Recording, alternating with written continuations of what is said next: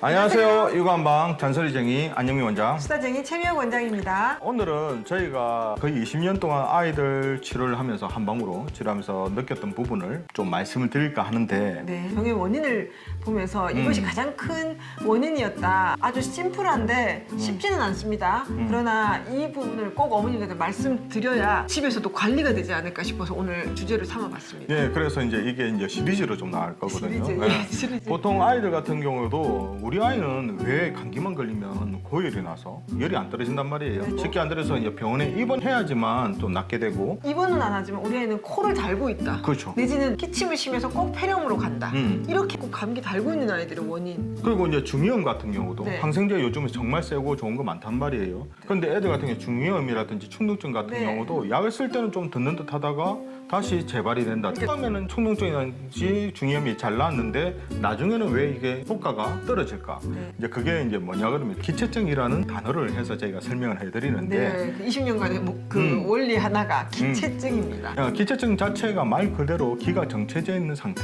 기가 순환이 안 되고 기가 막혀 있는 상태를 저희가 기체증이라고. 기가 한쪽으로 몰려 있는 거죠. 기가 채다 기체증입니다. 예. 그래서 이제 저희가 반대로 건강한 상태는 기체증이 없는 상태. 쉽게 말해서 기의 순환이 원활할 때 아이들이 이제 비로소 건강할 수 있다고 볼 수가 있습니다. 저 기가 어딘 그 부분에 채이지 않고 잘 돌아가고 있을 때가 아이가 건강한 겁니다. 이제 기체증이 왜 생기는지도 이제 저희가 체크를 해봐야 되는데 이게 대부분 잘못된 식생활 습관이라든지 먹거리, 생활 습관에 문제가 있다고 저희가 봅니다. 네, 그렇죠. 아까 말씀한 중이염, 귀나 코 쪽으로 열이 많이 뭉쳐 있는 경우에 중이염을 자주 하게 되고요. 목이 잘 부을 경우는 열감기, 목감기 이걸 자주 하니까 그것도 기체증의 일환입니다. 그러니까 이 상초에 기가 많이 몰려 있고 기가 뭉쳐 있는 것이 상초 기체증이거든요. 그리고 우리 아이들 중에 자주 이렇게 음식 먹을 때마다 구토하는 아이들도 있죠.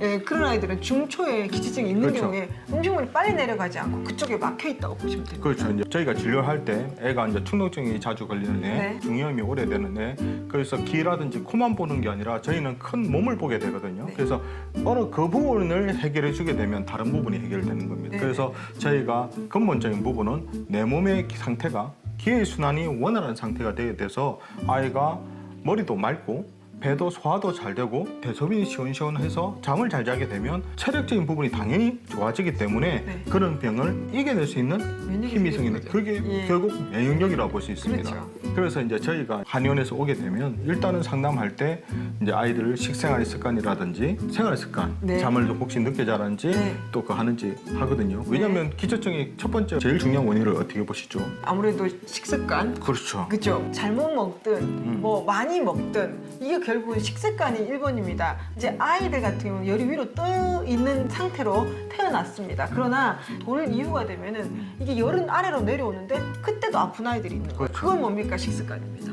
아무래도 이제 안 좋은 음식들, 특히 단 음식, 네, 저희가 밀가루 음식. 안 좋은 음식이라는 건 불량식품이 아니고요. 기체증을 많이 유발하는 음식을 저희가 안 좋은 음식이라고 말합니다. 뭐 사실 뭐 군것질도 많이 하고 과일도 많이 먹어도 건강한 애들이 있습니다. 네. 그거는 당연히 체력적인 부분이 좋은 아이들이니까. 그래서 본인들이 알아서 기체증이 조금 올 것 같으면 뛰어놀고 땀으로 빼서 이게 이제 해소가 된 아이가 있는데 그렇게 뛰어놀지 않고 땀도 안 나면 안에서 그 기가 뭉쳐서 어떻게 되겠습니까? 꽉 막혀 있으면 열도 자주 날 수 있고 배도 좀 자주 아프고 변도 안 시원하고 이런 여러 가지 기체증 그렇죠. 증상들이 유발될 수밖에 없어요. 그러니까 그런 아이들이 소화도 잘 안 되니까 잘 안 먹게 되고 그렇죠. 감기도 자주 걸리게 되고 감기가 걸리면 고열 나서 입원도 자주 하게 되고. 그리고 잠도 푹 못 자게 되죠. 그러면 잘 체력이 때마다. 약하니까 또 크면서 자꾸 네. 뭐 충동증이라든지 그렇죠. 중이염이 걸리게 되고 또 그렇게 되다 보니까 성장에도 문제가 결국 생겨버리거든요. 마지막은 성장이죠. 잘 원활하게 크지 그게 못하는. 이제 한 개부터 시작해서 주르륵 연결이 되는 겁니다. 이 부분이 해결 안 되면 나중에 계속 안 좋은 방향으로 아이가 되거든요. 그래서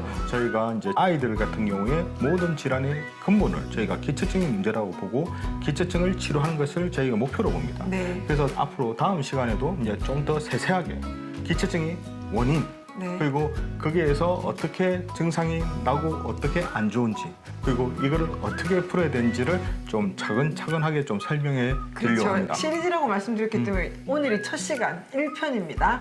D편까지 보시면 아 우리 아이가 어떻게 해서 기체증을 좀 예방해야 되고 어떻게 치료를 해야 되고 이런 부분을 아실 수 있을 것 같습니다. 아무래도 이제 이런 시간을 한번 꼭 제가 갖고 싶었거든요. 왜냐면 이게 어머니들이 이제 이해가 되셔야지 왜 네. 우리 아이들이 군것질을 통제를 해야 되고 네. 잠자는 시간도 좀 일찍 자야 되고 애들 조금 크면서 이제 공부를 할 때 운동도 꼭 시켜야 되는지 네네. 이해가 돼야지 이제 본인이 할 수 있으시니까 조금 좀 어렵다 하더라도 시리즈로 만들어 봤으니까 뒤편도 계속해서 좀 관심을 가지고 꼭 봐주셨으면 봐주십시오. 좋겠습니다. 네. 자, 이처럼 궁금한 육아 정보는 언제든지 댓글 달아주시면 준비해 보도록 하겠습니다. 우리 아이들을 위한 잔소리 정의 안녕희 원장, 수다쟁이 최미호 원장이었습니다. 좋아요, 구독하기도 잊지 마시고 다음 영상에도 만나 뵙겠습니다. 육아는 한방.